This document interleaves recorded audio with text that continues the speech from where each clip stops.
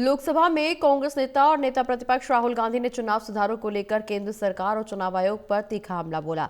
राहुल गांधी ने संस्थानों पर कब्जे का आरोप लगाते हुए एसआईआर और चुनाव आयोग की निष्पक्षता पर भी गंभीर सवाल खड़े किए।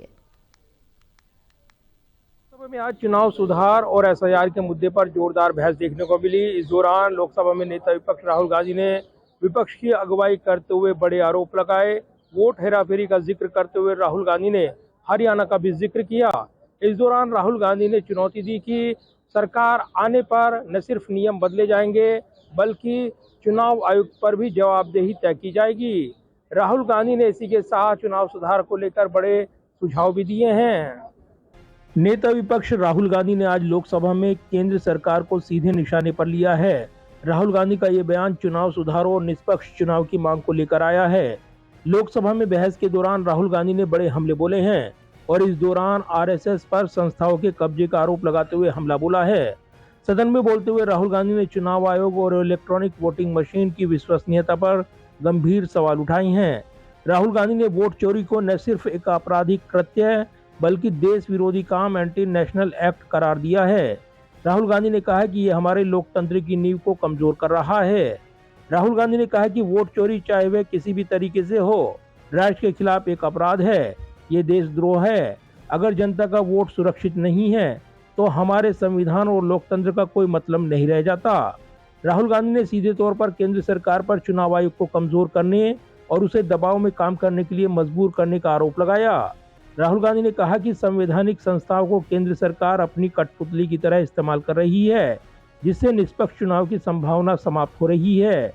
राहुल गांधी ने इस दौरान हरियाणा विधानसभा चुनाव का हवाला दिया और कहा कि जिस तरीके से पूरे चुनाव को चुराया गया, इसी तरीके से देश में कई राज्यों में चुनाव को चुराया गया है।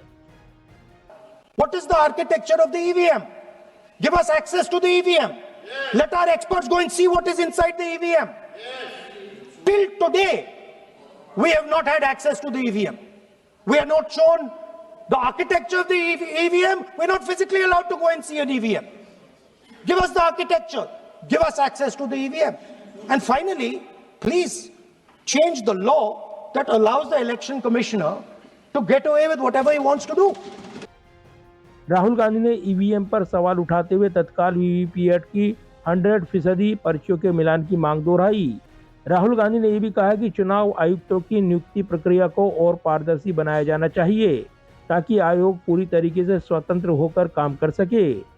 सदन के अंदर राहुल गांधी ने संवैधानिक संस्थाओं पर कब्जे को लेकर बड़े आरोप लगाए हैं। चुनाव आयोग की नियुक्ति में चीफ जस्टिस को बाहर करने, चुनाव आयुक्त को सजा से बचाने के लिए नियमों में फेरबदल करने का हवाला देते हुए राहुल गांधी ने चेतावनी दी है कि नियमों में बदलाव होगा और चुनाव आयुक्त को ढूंढकर सजा दी जाएगी। लोकसभा में राहुल गांधी के भाषण के दौरान जोरदार हंगामा भी हुआ। सदन में इस दौरान गृह मंत्री अमित शाह भी मौजूद रहे। संसदीय मंत्री किरण रिजिजू ने दखल देते हुए कहा कि राहुल गांधी चुनाव सुधार पर चर्चा के बजाय अलग मुद्दे उठा रही हैं। इस पर सदन में जोरदार हंगामा भी देखने को मिला। लोकसभा में भाषण देने के बाद संसद परिसर में बयान देते हुए राहुल गांधी ने कहा कि ये लड़ाई कांग्रेस की नहीं, देश के लोकतंत्र को बचाने की है। दूसरी ओर सत्ता पक्ष ने राहुल गांधी के आरोपों को निराधार बताया है और कहा कि देश की चुनाव प्रणाली दुनिया की सबसे विश्वसनीय प्रणालियों में से एक है। जाहिर है, लोकसभा में चुनाव सुधार और एसआईआर पर आक्रामक राहुल गांधी ने बड़े आरोप लगाकर एक नई राजनीतिक बहस छेड़ दी है। इसके बाद सरकार ने भी राहुल गांधी के बयान पर जोरदार पलटवार किया है और राहुल गांधी के तमाम आरोप खारिज कर दिए हैं। कैमरामैन विदर्भ के साथ प्रदीप कुमार, टोटल न्यूज़, दिल्ली।